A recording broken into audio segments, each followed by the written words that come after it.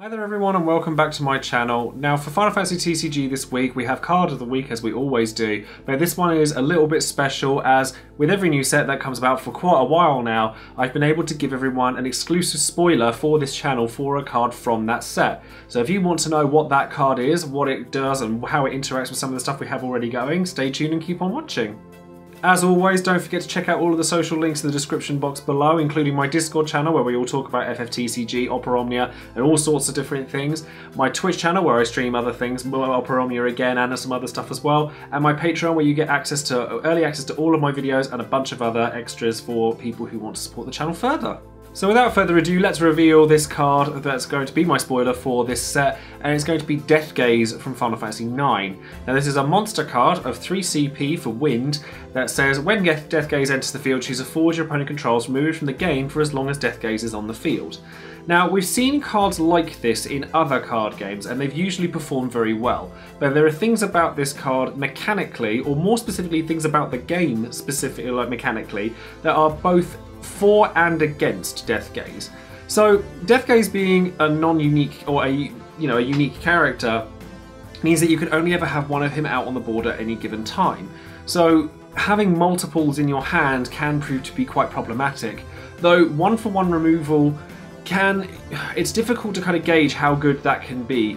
3 CP for unrestricted removal is actually very, very strong in this game. However, you have the pull and tug of the fact that you can only ever have one of them out, and it being a monster means that it is a presence for any kind of characters that refer to the number of characters you have on the board, things like that. But you also have the problem of if it's getting removed, enter play effects are actually very, very relevant within FFTCG.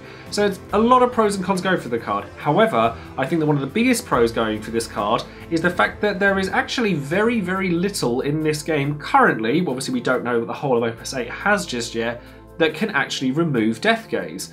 You have very, very limited options, and most of them don't actually see any play at all, because the majority of monster removal that does see play can only remove something that's 2 CP or less. In fact, the only ones that I can think of off the top of my head are Odin from Opus VIII, Chelinka if she's party attacking with a Yuri, but facing fact, if you're playing a Death Gaze against that deck, you're probably hitting the Yuri anyway. There's just very, very little that can do anything about it. One of the other cards that I've noticed is actually a really interesting sort of synergy with Death Gaze. Is a card that we've already had spoiled from Opus VIII, though the picture, you'll have to forgive me, is cut off halfway down because it's the only picture I could find of this card, and that's Very Old, who is a 4 CP 5k guy that says when he's put into the break zone from the field, choose a wind monster that costs 4 or less in your break zone and play it onto the field. So if you have a Death Gaze in your break zone, killing Very Old is actually very, very bad for your opponent. So you kind of just got to weigh up the options as to whether you could kill Very Old, and I think between Death Gaze and things like Condor that we've seen in previous sets, maybe there's like a small monster engine for Wind that's playable. We already have really strong monsters in things like Cactar and Liak, so maybe Death Gaze and Condor, things like that, could pair up with a card like Very Old to make that into more of an engine. In conclusion, I think that the best way to run Death Gaze is probably as a one-of, maybe a two-of, in decks that require heavy removal. Like maybe it's a nice extra for mono Wind because it has a very summon-like effect. Is that you play it, something happens, the card is just left there and does its thing, as opposed to it turning into a forward. It's not a card that you're going to want to turn into a forward with things like Kefka or Realm, purely because if the card gets killed as a forward, your opponent's going to get the guy that you removed with Death Gaze back.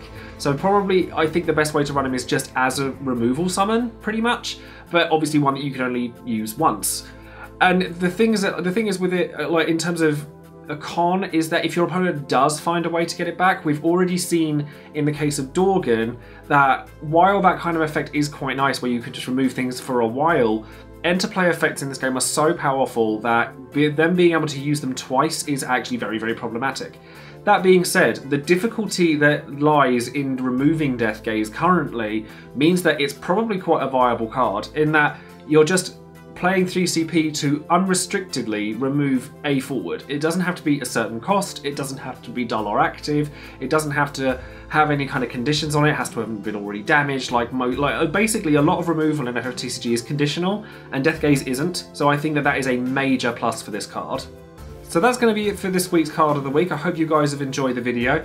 Stay tuned because there's going to be plenty more videos to do with Opus VIII and all sorts of things FFTCG. This weekend coming up, I'll actually be in Germany playing in an FFTCG tournament, which I haven't done in quite a while, or not a major one anyway. So hopefully that'll be quite exciting. And that'll be in Dusseldorf, so if any of you guys happen to be there this weekend, then do come and say hello. Obviously, I love you guys. I love chatting to new people, and that's the reason I do all of this kind of thing. So definitely come and say hello if you see me there. And let me know in the comments below what you think of Death Gaze and what cards you're most excited to see in Opus VIII. And basically, that's going to be it from me. So thanks again for watching. Don't forget to subscribe to the channel, like, share, subscribe, all that stuff, and check out all the social links below. So thanks again, and I'll see you soon. Bye.